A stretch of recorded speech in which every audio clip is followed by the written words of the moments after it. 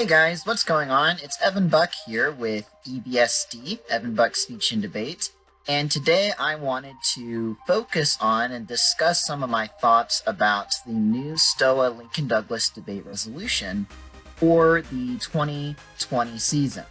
Now, I think it's a really interesting resolution. I think there's going to be a lot of great debates, a lot of really interesting ground that's going to be broken here. And so without further ado, let's look at the resolution. The topic is resolved. Culture ought to value assimilation over multiculturalism. And what strikes me just straight off the bat is something that I like about this resolution is that it is a breakaway from a lot of the individual versus community, individualism versus the moral standards of the community, collectivism sort of resolutions that we've been seeing a lot of, or what a lot of resolutions kind of boil down to in the end. This is kind of a stark departure from that, and I think that's good for a number of reasons, one of which is that those kind of individual and community sort of debates, although they're interesting, they're really good philosophical questions, they've been really debated a lot. I think it's time for a change, and so that's kind of the biggest thing. But the second reason I really like this, and I think it's important that Stoa kind of break away from this mentality, is it's going to have you start thinking about really important political and not even political, just socio-cultural, socio-economic, really big questions, deep questions that are impacting and shaping and moving our world today. It has a lot of impact on current events tying into extemporaneous, things such as the election campaign, the election of Donald Trump to president, and the vote for Brexit, for example. Those are probably the two most prominent and well-known examples of this resolution coming into play, where people in the United States, people in Britain were asked this question, whether we should value assimilation or multiculturalism, and so far in both instances, we have seemingly chosen assimilation. And so seeing some of the impacts and just looking throughout history for examples of this conflict coming into play, I think it's going to be really good and beneficial for debate. That being said, I'm going to talk about a couple of particular issues I have with this resolution. One of which is, I think the biggest one, and that just shouts at me the moment you read the resolution. It's the very first word of the resolution, and that's the word culture. Culture, I think, is really problematic. And frankly, the resolution probably would be a lot better if it was completely left off. If the resolution just read something along the lines of assimilation should be valued or ought to be valued over multiculturalism, this would be a near perfect resolution. I think it'd be absolutely fantastic. The resolution's pretty good as is, but I'm just not really a fan of that word culture. And my main reason for this is culture is extremely difficult to nail down. It's like trying to nail jelly on the wall. And there's a lot of questions that instantly came to my mind as soon as I read this resolution. Who are the purveyors and judges of culture? Who are the influencers of culture? Who determines culture? Can a culture actually judge things for itself? Or are we going to be getting into this whole, a culture can't judge things, but the people in a culture can judge things? And it's the same thing with the argument about the government. Oh, well, the government is composed of people, so, therefore it's individuals making decisions, or whatever kind of LD arguments you typically hear. Copy paste those here in terms of culture. How do we determine what a culture really ascribes to, broadly speaking? It's nearly impossible to do that. There's opinion polls, but those are flawed for a number of reasons. And really, it's difficult to nail down what a culture actually, broadly speaking, ascribes to. We can tell trends. We can see, broadly speaking, what people are thinking and what a culture values. That's relatively straightforward. But actually, when it comes to nitty-gritty details, and especially for a resolution of this scope and magnitude, whether a culture should value assimilation over multiculturalism, I think it's going to be a very sticky subject. It's going to be very difficult to determine. Can we for certain deem an entire nation as having one culture? I think the answer is absolutely no. In America, of course, there's tons of different cultures from all around the world. And there's lots of different, ethnic groups and languages and people, a lot of different cultures that are within one nation or within one country. And then also getting into a whole nother issue of what's a country versus what's a nation. You can already see this is going to be a very huge issue that really didn't need to be in here. A lot of cans of worms that, frankly, I don't think you needed to have opened, that Stoa needed to have opened by inserting the word culture here. But be that as it may, we're going to work with what we got. So these are things you have to think about and have to answer for yourself as you're writing these cases. This isn't an America-only resolution. And that's really important because you can talk about any country and you can talk about any culture. And even if you only had America, you can probably talk about any culture because practically every culture is in this country. So there you go. However, on that note, I think the meta is probably going to start centralizing very quickly on the very blasé, but it works. It's very typical. America-centric focus because we live here. So that's how it works. We're just going to focus on America, but you can use other examples from other countries. That's okay. In actuality, what typically happens is debaters end up just using America examples and maybe throwing in one random country somewhere. But for the most part, it's heavily America-based. That's probably what the mindset's going to be early on. That's what I am predicting is going to be adopted, but I might be surprised. We'll see. Based upon, again, the two major political events, Donald Trump's election and presidency and Brexit, we're probably going to be seeing a lot from those two countries. That's what I would guess. So that's my first major issue with the resolution, and a lot of questions that you're just going to have to think through and answer for yourself. Another topic and just the way I see the meta going, it's not necessarily an issue that I have with the resolution, but this is just something I wanted to know and where I think things are going to go. Assimilation and multiculturalism are probably going to be trying to claim benefits from each other very early on. They're going to be trying to encroach on each other's camps and try and claim the benefits of either side very early on. Case in point, assimilation is going to be focusing on a melting pot narrative. Oh, we're bringing all of the good of all the different cultures around the world here in America, but we also have a unified American ethos and ethos, however you pronounce that. We all have, this unified American spirit. We're all part of one big American family, and we have guiding principles that we all hold to and subscribe to. So we get the best of both worlds, right? We get multiculturalism's benefit of having a bunch of different cultures and drawing from the best of a ton of different mindsets and ways of life and people's viewpoints. But we also get the benefit of unity as well, which they're going to argue you can't get with multiculturalism. So we're going to get the best of both. Multiculturalism, on the other hand, is probably going to focus more on saying that assimilation has negatives that multiculturalism doesn't have. And furthermore, only through multiculturalism or having multiple cultures can you gain can assimilation really have any benefit? Like, it's going to be the old thing that I see so often in LD of trying to paint the other side as, the extreme, 100% assimilation, 0% multiculturalism, 100% multiculturalism, 0% assimilation.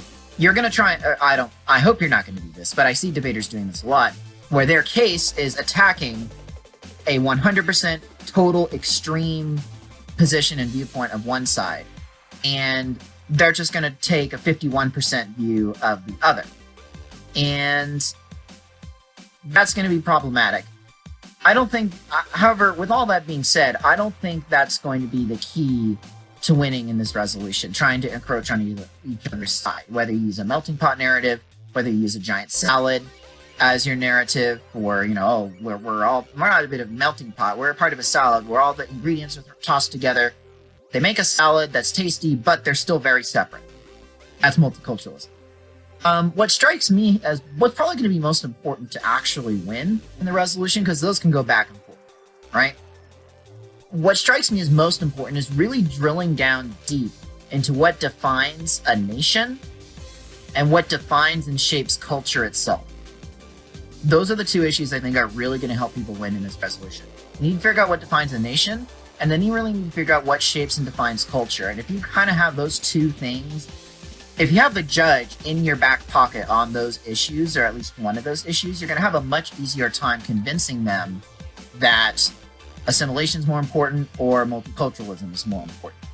Issues such as, like I've said, immigration, Donald Trump, and Brexit are part of the reason why this resolution is so polarizing and is so intriguing. And so with all of this in mind, that leads me into definitions.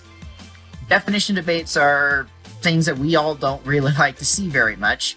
And I feel like almost every resolution, I see definitions as being very critical in one aspect or another. And there's no real difference here. If you can define or at least make the judge think of assimilation as polarizing, intolerant, anti-minority, all of these things, you might have a strong leg up. You might have a very strong case on your side.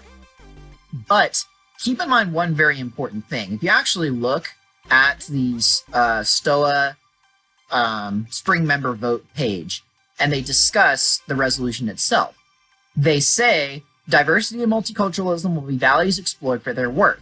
So too will patriotism and unity. This resolution, here's the really key part, this resolution should be less about the sins of racism and ethnocentrism than about who we as people are. I messed up reading that. This resolution should be less about the sins of racism and ethnocentrism than about who we are as a people and what it means to be a nation. So what I think is really key there is that they're in the original founder's intent of the resolution. They don't want people to really dwell on and harp on racism as an attack. Frankly, with how overused and diluted that word is in the political narrative, I'd strongly discourage using that as one of your main lines of argumentation. However, that doesn't mean you should totally discard it, and I think maybe rephrasing it and using very real and tangible impacts of racism would be a really good place to take this kind of line of thinking. So go look things up about how police treatment of minorities, drug law enforcement, civil asset forfeiture, so on and so forth. Just start looking up these sort of things. There are statistics, there are very tangible evidences that you can find that show we're far from perfect as a society, in America at least, in terms of racial, ethnic unity, and total equity. We've made huge strides as a country, but in terms of this actual debate, if you don't just cry racism at every opportunity, but instead actually critically analyze your opponent's position, and then you can maybe find a hole or a line of logic which you can pin, some sort of, you can look up and find, you're talking about drug law enforcement and how, because of our viewpoints on assimilation and multiculturalism, we treat people of a certain skin color a lot harsher when we enforce our drug laws than we do, white people. Something like that. I think it's going to be harder to necessarily tie that directly into the resolution because, again, we're dealing with cultural issues, we're dealing with assimilation of cultures and multiculturalism. But I do think that those can still be very interesting and relevant to tie in. So overall, the definitions are going to be really key. And if you can define multiculturalism as basically everything that Stoa would hate, this leads me to my next point. In a conservative league, you should expect very strong anti-multicultural bias. So if you can define on the affirmative, if you can define or at least insinuate multiculturalism is very mamsy-pamsy, politically open borders, let them all into our country, it's almost nigh guaranteed that most of your judging pool is going to instantly shut down towards the negative, towards multiculturalism. They're going to automatically vote out. As far from a guarantee, however, and I think as the season progresses, so probably early on, that's going to be a very potent strategy. But I think as the season progresses, judges are going to start punishing affirmatives who are frankly lazy and over-rely on that tactic too much to cheese victories for themselves. I think that at the start, though, especially with the state of the league and how conservative it generally is, you're probably going to have a harder time on the negative. And that's also kind of true broadly speaking as well. Negatives tend to have a harder time at the start of a season than at towards the middle and the end of a season, where they're kind of more used to debating the affirmative, knowing how to respond in a few cases. This resolution seems very apt tilted just based on the state of the league. That being said, the league is far from homogeneous on this regard. There are still plenty of more libertarian judges. There are still a decent number of more liberal folks of the political persuasion in Stoa. And you also cannot at all discount the fact that there are going to be many alumni judges and many, many community judges who are just an absolute grab bag of political ideologies. So you can't count on assuming that your judge hates multiculturalism or is likely to be on your side when it comes to assimilation issues and speaking English, for example. I think that's going to be a really hot button issue, having English be the national language. That's something in the United States, at least. That's going to be, I've heard people in Stoa give speeches about, oh, we need to make English be the national language. That's all fine and good. But many times those speeches don't ever consider the other side. And this is I'm kind of getting off track here, but generally speaking, a lot of platform speeches in Stoa, I've noticed, don't really consider the other side very much. The ones that do tend to do extremely well because they are honestly looking at an opposing viewpoint, not just outright dismissing it or ignoring its existence. They're saying, all right, look, here's what other people say, here's what other people think, and although I think that's a good point, here's why I disagree. Or, you know what, I actually agree with the opposition on this point, but be that as it may, this other point outweighs. If you can do that in debate and in your speeches, broadly speaking, I think you're going to do a lot better. You're going to be seen as a much more reasonable person. But I digress. Overall, I'm very excited for this resolution. I think it's going to be a very interesting playing ground between two very clashing ideas. I don't think there's going to be a lot of two ships passing in the night syndrome. I often have talked about that with a lot of my students, where the app brings up their case, the neg brings up their case, and it's just there's no crossfire between the two. They just pass in the night, and there's no actual clash. That syndrome I don't think is going to be very prevalent here. It's, probably still going to happen to a certain degree, but it's just based on how polarizing this is, just based upon and how different the two ideas are, and how broad the resolution is. You can really literally pull from any point in history, any point in time, from any country. I think the sky's the limit with this resolution. It's going to be really fun. It's going to be really interesting. That being said, if Stoa could do us all a solid and just delete culture from the resolution, I would highly recommend that. I think that'd be great. Because at the start of this video, as I talked about, that word is a huge can of worms, opens up a lot of can of worms on its own. And I think all of those mini debates, those questions, while important and interesting, I think are just kind of beyond the scope of the already super crunched time limit in LD.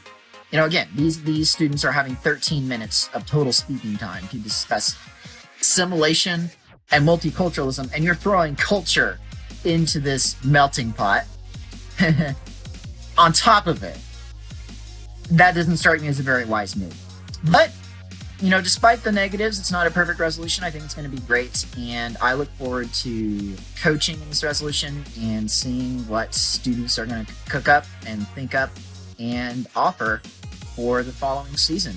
I pray the Lord richly blesses you as you prepare and as you compete.